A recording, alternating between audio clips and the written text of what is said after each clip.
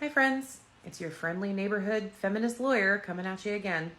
So another question that I've gotten a lot in my comments is, do I have to show my ID? If you are in a vehicle, if you're driving a vehicle, you do have to prove that you have a license and proof of insurance. If you're being stopped on the street, it's kind of a multifaceted question.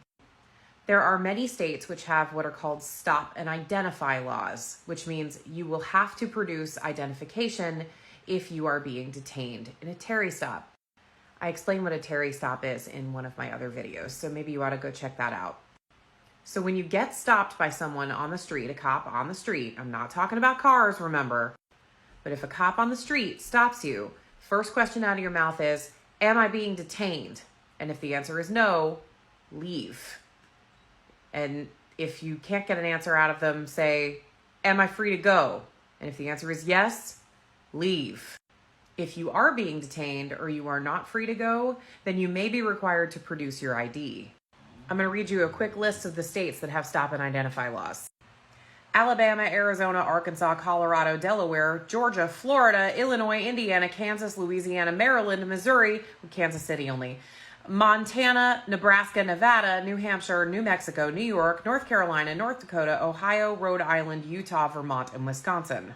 Meaning if you're in one of these states and you're subject to a Terry stop, you got to produce your ID. Of course, this is always subject to change. But even if you're in one of these states, what do?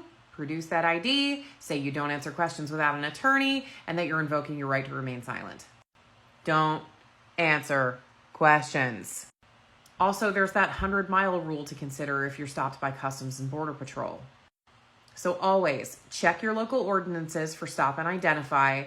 Make sure you demand an attorney vocally and then vocally assert your right to remain silent.